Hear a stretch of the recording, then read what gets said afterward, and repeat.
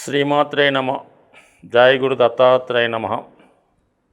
ఈ వీడియోలో మనం శ్రావణ మాస విశిష్టత గురించి తెలుసుకునే ప్రయత్నం చేద్దాం. మాసాల్లోకెల్లా బాగా ఆధ్యాత్మికంగా ఎక్కువ పండగలు వచ్చేది, అందరికీ బాగా సంతోషాన్ని ఆనందంతో పాటు అదృష్టాన్ని కూడా ఇచ్చే మాసం శ్రావణ మాసం. సో ఈ శ్రావణ మాసం ముఖ్యంగా ఇప్పుడు వస్తున్నటువంటి ఈ సంవత్సరంలో వస్తున్నటువంటి శ్రావణ మాసంలో మరీ ఎక్కువ విశిష్టను కలిగి ఉండడం జరిగింది. ముఖ్యంగా లక్ష్మీదేవికి ఇష్టమైనటువంటి మాసం శ్రావణ మాసం. ఈ మాసంలో మరి శ్రావణ మంగళవారాలు కానీ శ్రావణ శుక్రవారాలు కానీ విధి విధానంగా మరి ఆ వ్రతాన్ని ఆచరించడం వల్ల, అంటే వాళ్ళ సాంప్రదాయాలు ఉంటాయి, దాని ప్రకారం చేసుకోవడం వల్ల స్త్రీలకి సౌభాగ్య యోగం కలిగే అవకాశం ఉంటుంది. తద్వారా వారి యొక్క భర్తలకి ఆరోగ్యం అవ్వచ్చు, ఆర్థిక పరంగా అనుకూలత ఏర్పడే అవకాశం ఉంది. అయితే ఈ వ్రతాన్ని ఈ మంగళవారాలు కానీ శుక్రవారాలు కానీ చేస్తున్నప్పుడు మన కుటుంబంలో స్త్రీలే కాక మగవారు కూడా ఆ రోజంతా నియమంగా ఉండడం వల్ల దాని యొక్క ఫలితం ఇంకా ఎక్కువగా వచ్చే అవకాశం ఉంటుంది. మరి ఈ శ్రావణ మాసంలో మరి కష్టాలు పోగొట్టగలిగే శని యొక్క ప్రభావంతో శని త్రయోదశి కూడా రావడం జరిగింది.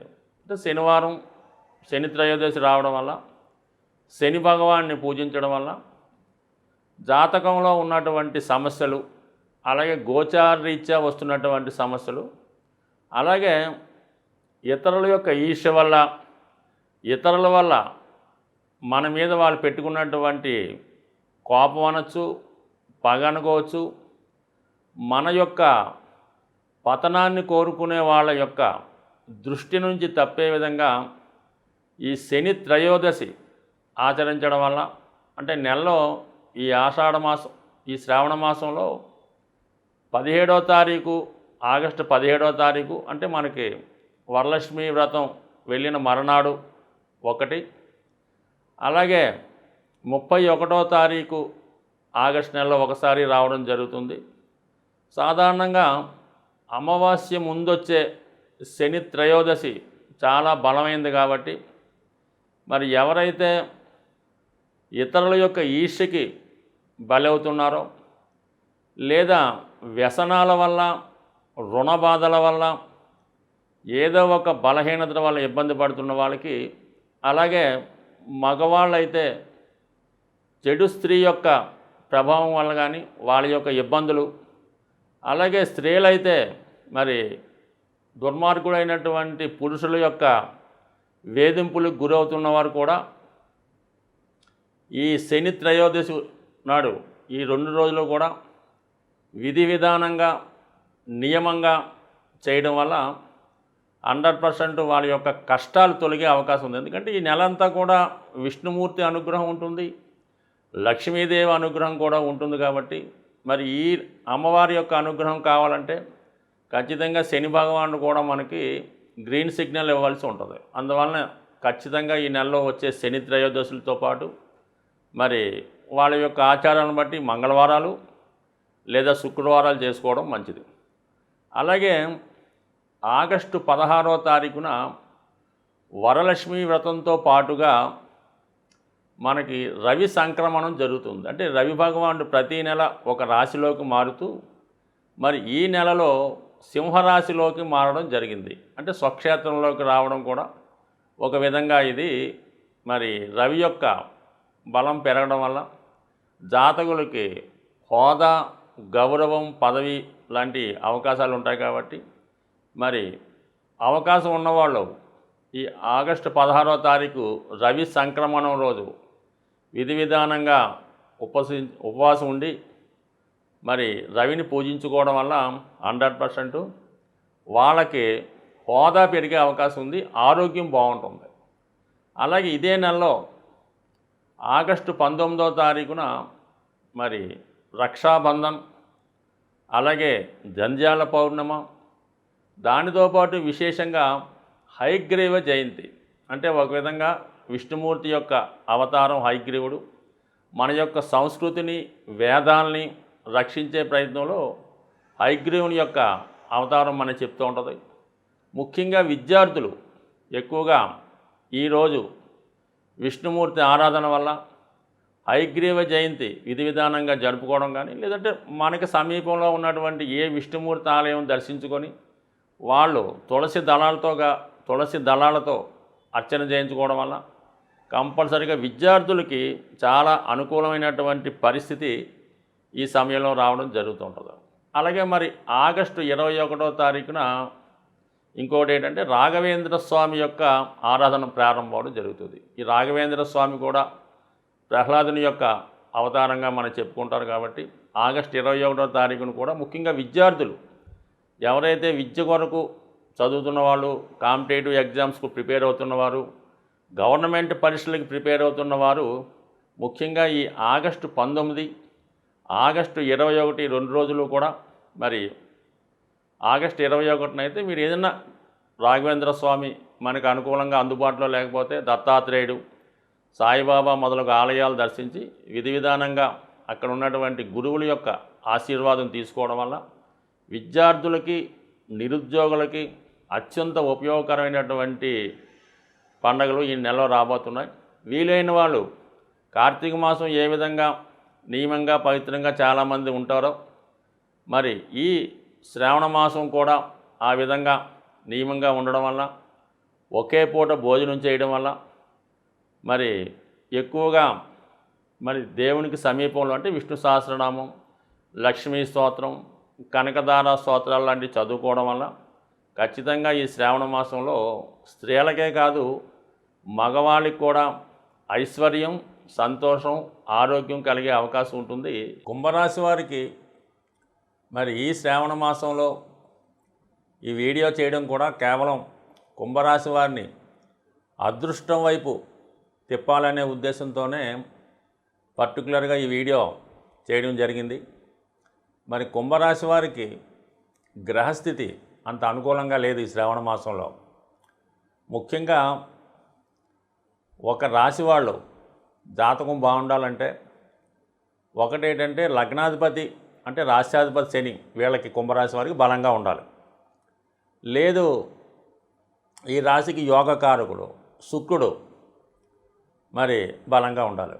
ముఖ్యంగా కుంభరాశి వారికి స్త్రీల యొక్క అనుకూలత ఉండాలన్నా, ఆర్థిక పరిస్థితి అనుకూలంగా ఉండాలన్నా, కేవలం ఒక మంచి వాహనం ఉండాలన్నా, మంచి గృహం ఉండాలన్నా, చివరికి మంచి బట్టలు కట్టుకోవాలన్నా, మంచి భోజనం చేయాలన్నా శుక్రగ్రహ స్థితి కంపల్సరీగా అనుకూలంగా ఉండాలి.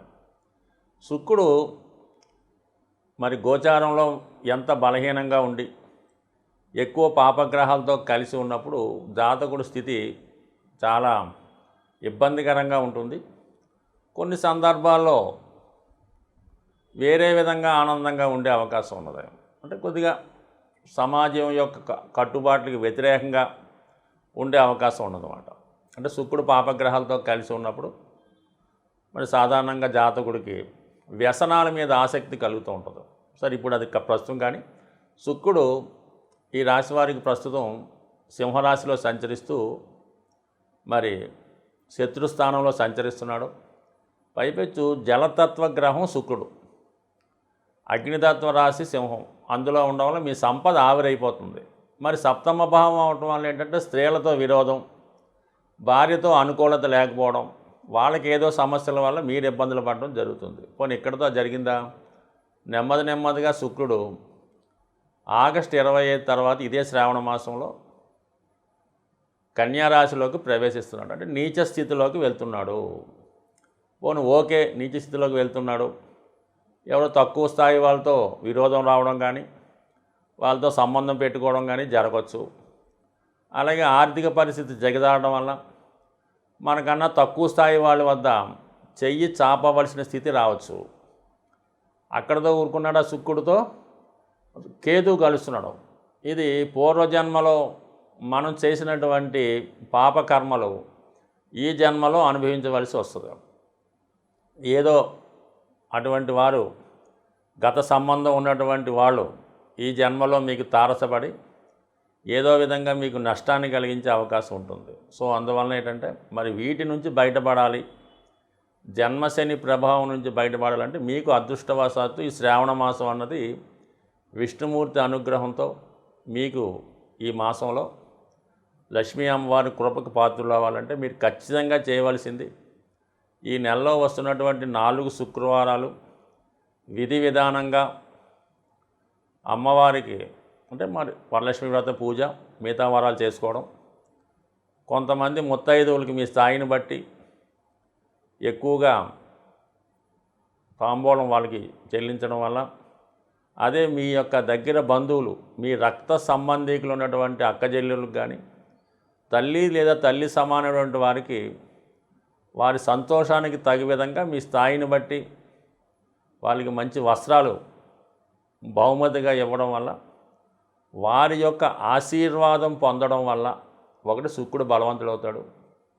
అలాగే మరి ఈ నెలలో శని త్రయోదశి ఆగస్టు 17, 31 ఈ రోజుల్లో శని భగవాన్ని తైలాభిషేకం చేయించి ఆ రోజు నియమంగా శాస్త్ర ప్రకారం ఉండడం వల్ల మీ యొక్క సమస్యలు అంటే ఇది ఈ నెల చేసుకోవడం వల్ల మీకు దీని పవరు 1 సంవత్సరం పాటు మీకు ఉంటుంది. అలాగే వీలైన వాళ్ళు ఈ నెలలో 1 పూట భోజనం, 1 పూట లైట్ మీల్స్ పలహారం తీసుకొని మరి ప్రతిరోజు కూడా పడుకునే ముందు ఏదో ఒక భగవంతుని ఇష్టదైవాన్ని ధ్యానించుకోవడం. ముఖ్యంగా మీరు సాధారణంగా ఇప్పుడు అందరూ మంచం మీదే పడుకుంటుంటారు. దిగేటప్పుడు అంటే ఫస్ట్ మనం భూమి మీద అడుగు వేసేటప్పుడు గమనించండి, మీరు ఉత్తరం వైపన్నా దిగండి, తూర్పు వైపన్నా నడిచి అటు తూర్పు దిగితే తూర్పు వైపు, ఉత్తరం అయితే ఉత్తరం వైపు, ఇంకా వీలైతే మంచం దిగిన తర్వాత ఈశాన్యం వైపు తొలి నడక వేయడం వల్ల మీకు ఆ రోజంతా విజయావకాశాలు మెండుగా ఉండే అవకాశం ఉంటుంది. మీకు శని త్రయోదశి నాడు శనికి తైలాభిషేకం చేయించుకునేటప్పుడు ఖచ్చితంగా కొన్ని నియమాలు అనేది పాటించాలి. అంటే విధి విధానంగా ఆ రోజు మీరు పరిశుభ్రంగానే శివాలయంలో ఉన్నటువంటి నవగ్రహ ఆరాధన చేయడం. అంటే ముందుగా మీరు శివుణ్ణి దర్శించి శివుని యొక్క పర్మిషన్ తీసుకోవాలి. అక్కడ శివుని పర్మిషన్ తీసుకొని దాని తర్వాత మీరు నవగ్రహ మండపం దగ్గరికి వచ్చి మరి 11 ప్రదక్షిణలు చేయడం అన్నది ఆచారం. దాని తర్వాత అక్కడ ఉన్నటువంటి అయ్యవారితోని మీరు ముందుగానే ఏర్పాటు చేసుకోవాల్సి ఉంటుంది. ఈ శని తైలాభిషేకానికి కావాల్సినటువంటి సరుకులు వాళ్ళకి ఇవ్వడం వల్ల కొన్ని టెంపుల్స్ ఆ విధంగా ఉంటుంది. కొన్ని టెంపుల్స్లో మీరు బయట ముఖ్యంగా ఏంటంటే ఆయిల్, నువ్వుల నూనె, నల్ల వస్త్రం, నల్ల నువ్వులు, ఇంకా పూజకి కావాల్సిన పసుపు కుంకుమ ఇవన్నది కామన్గా తీసుకుంటారు. ఈవెన్ అగ్గిపెట్టి కూడా తీసుకోవాలి అక్కడ మీరు. ఇవన్నీ కూడా విధి విధానంగా మీతో పూజ చేయించి బెల్లం ముక్క నైవేద్యం ఇంపార్టెంటు. దాని తర్వాత ఈ పూజ అయిన తర్వాత నవగ్రహాలతో పాటు పూజ చేసి శని భగవానుడికి తైలాభిషేకం చేయడం, దాని తర్వాత నల్ల వస్త్రాన్ని కప్పడం, తర్వాత మీరు విధానంగా కాలు కడుక్కొని మళ్ళీ శివాలయంకి వచ్చి శివునికి కూడా అభిషేకం చేయించుకోవాలి. ఏదో తోచిన విధంగా శివుడికి అభిషేకం చేయించుకొని దాని తర్వాత అమ్మవారిని దర్శించి మీరు ఇంటికి రావడం జరుగుతుంది. ఇక్కడ బట్టలు వదిలేయడం కానీ స్నానం చేయడం కానీ అలాంటి కార్యక్రమాలు లేకుండా డైరెక్ట్గా ఇంటికి వచ్చి మీరు అంటే మామూలుగా ఇంటికి వెళ్ళే ముందు ఎవరన్నా కాలు కడుక్కోవాలి. అది విధానం. శని దేవాలయంకి వెళ్ళామన్నది కాదు. పూర్వకాలం నుంచి వస్తున్నటువంటి ఆచారం ఏంటంటే మనం ఎక్కడికి వెళ్ళినా మళ్ళీ తిరిగి ఇంట్లోకి వెళ్ళినప్పుడు కంపల్సరీగా మీరు కాళ్ళు కడుక్కొని ఇంట్లోకి వెళ్ళాలి. ఆ ఏర్పాటు చేసుకొని మీరు ఆ రోజు 99% ఆయిల్తో చేసిన పదార్థాలు ఏవి కూడా తినకూడదు. అంటే ఆయిల్ అంటే నెయ్యి, వెన్న అన్నీ కూడా. కనీసం మజ్జిగ కూడా చిలికాలన్నమాట. అందులో ఉన్నటువంటి నెయ్యి కూడా బయటకు వచ్చేయాలి.